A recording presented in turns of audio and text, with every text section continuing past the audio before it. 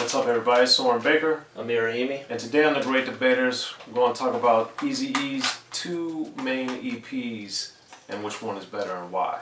The Great Debaters.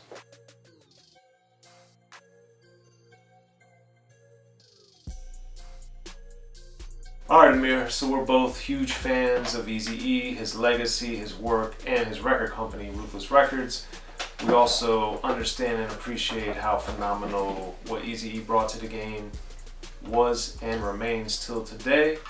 But a lot of people forget that Eazy-E put out a lot of material too. And today on The Great Debaters, we're going to be talking about his first two EPs that were released and were released in the prime of the destruction of Ruthless Records, I guess you would say. These came out after NWA disbanded, Dre had left. Clearly, Arabian Prince left first, then Ice Cube, then Dre. And then we get the dissolution of NWA, and we get the Home for the Sick, and then we get the It's On, the Dre Killer EPs in 92 and 93 respectively. So Amir, let's get into it. When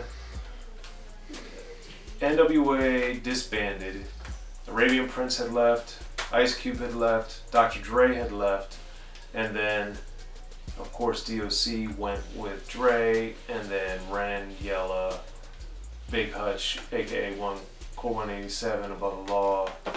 You know, those were more or less the lines that were drawn and who went where and stuff, at least initially.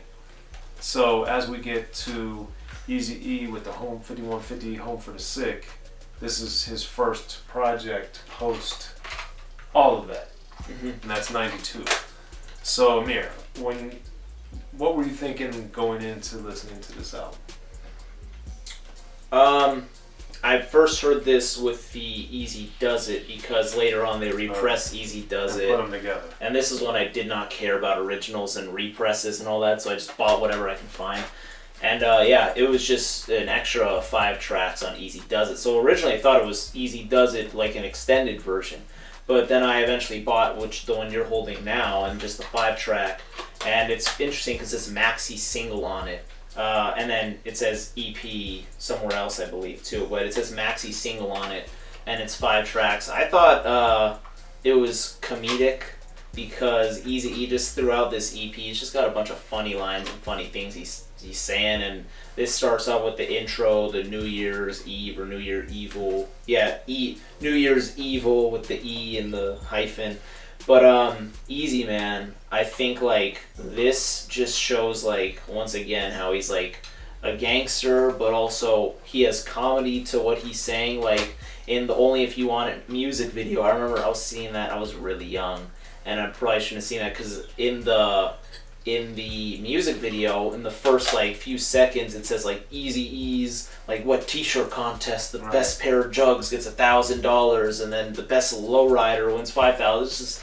It's freaking comedy, and then he's spraying with the fire hose. And the song was also dope. It was produced by Naughty by Nature, which I thought that was interesting.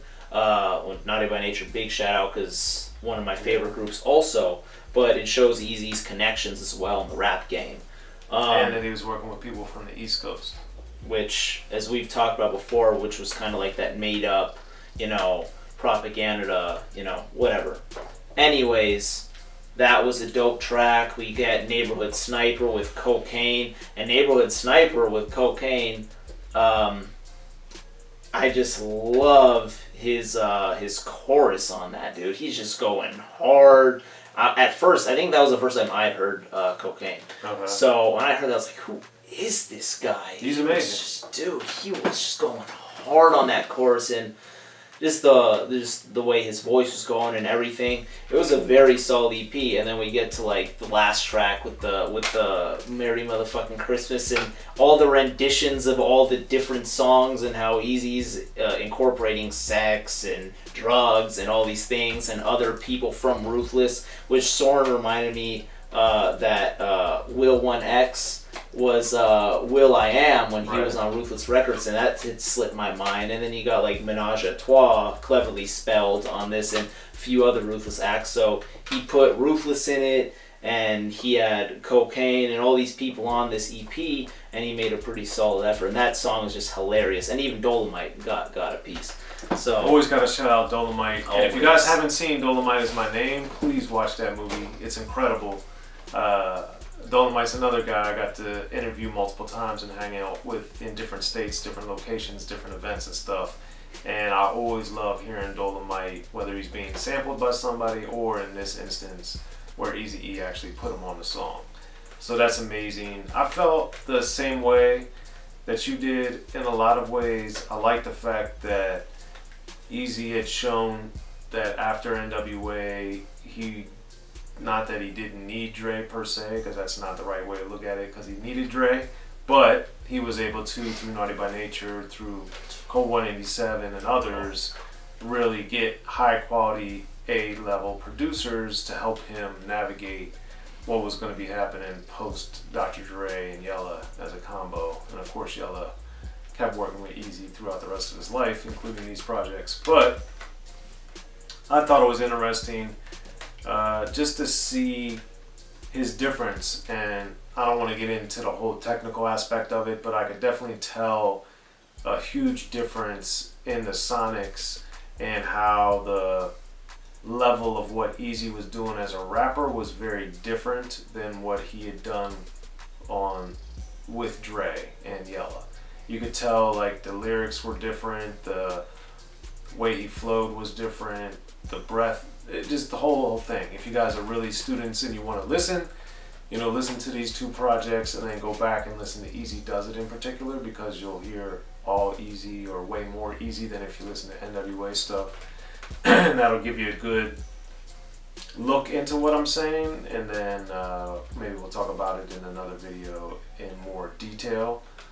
But with 5150 Home of the Sick, that's something that I noticed right off the bat, that there was a big difference of Eazy's performance, delivery, and lyrics.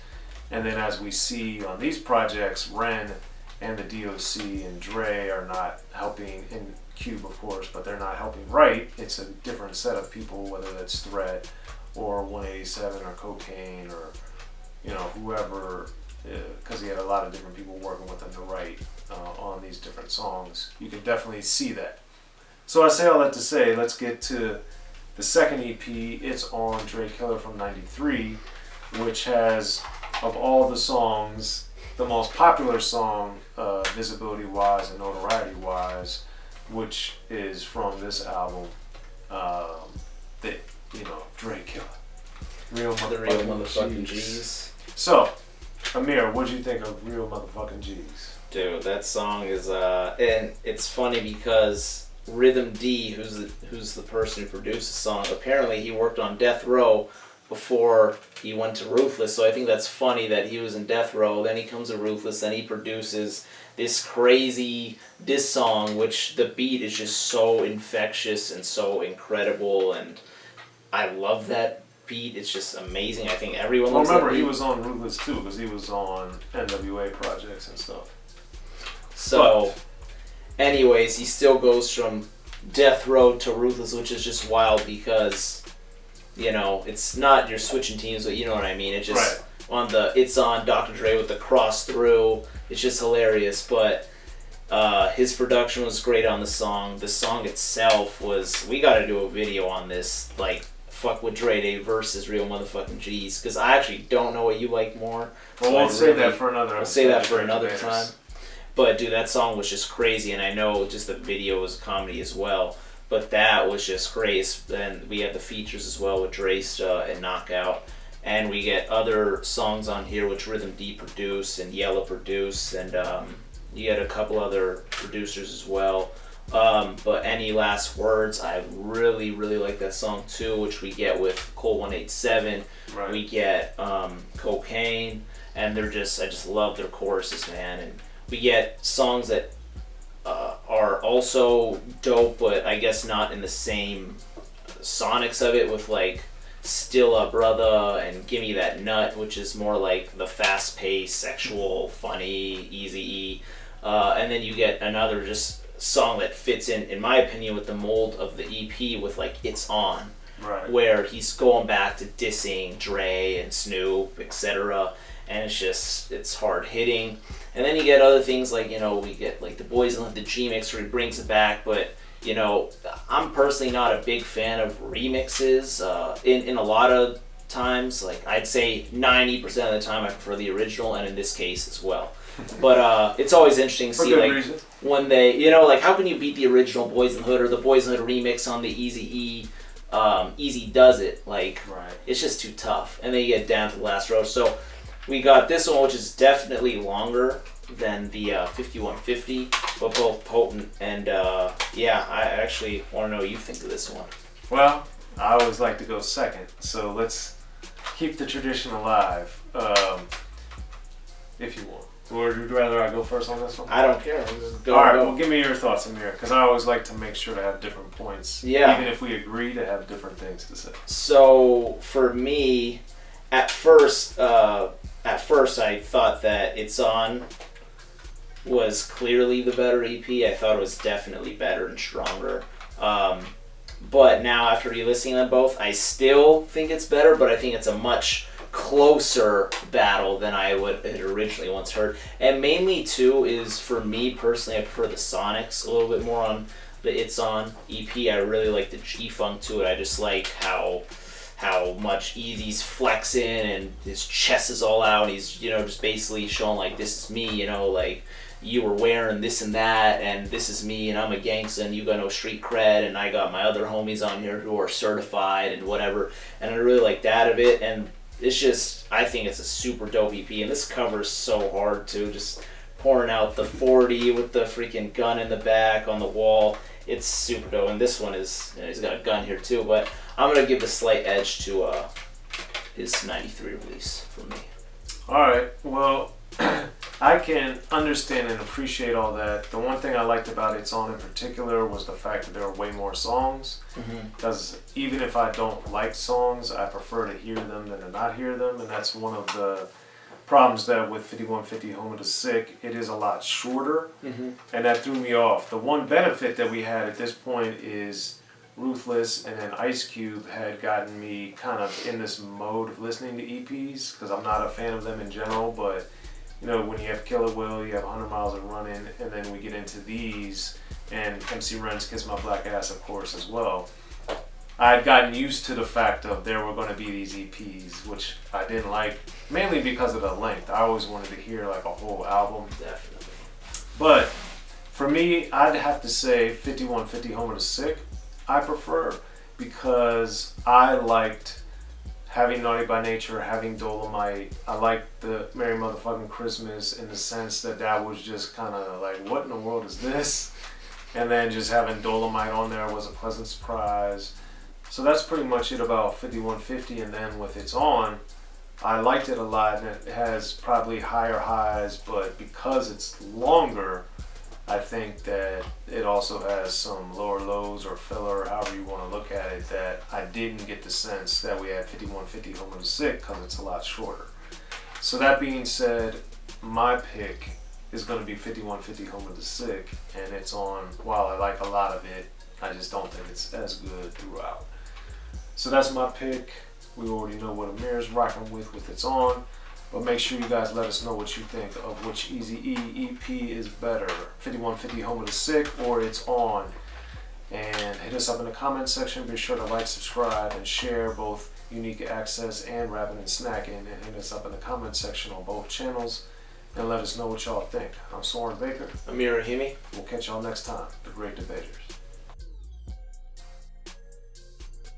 Be sure to check out the History of Gangster Rap by Soren Baker. He's official. History of Gangster Rap features exclusive interviews with Ice-T, Snoop Dogg, MC Ren, the DOC, and dozens of others. The History of Gangster Rap, a definitive look at how Los Angeles changed rap forever. In Los Angeles, the streets definitely set the tone of the hip-hop music. At 19, I got a $50,000 car. My whole angle always was, I'll be street, but I will always tell you the horrors that go along with this life. There will be penalties and casualties for just wearing the wrong color in somebody's neighborhood. And once gangster rap made it from the streets to the TV, the genre exploded. With Fab 5 on Yo MTV Best with NWA. Yo MTV, it just catapulted us from being local heroes to national gangbang rappers. The history of gangster rap discusses it all from 1980 up till today. It's always gonna be shit happening in the streets.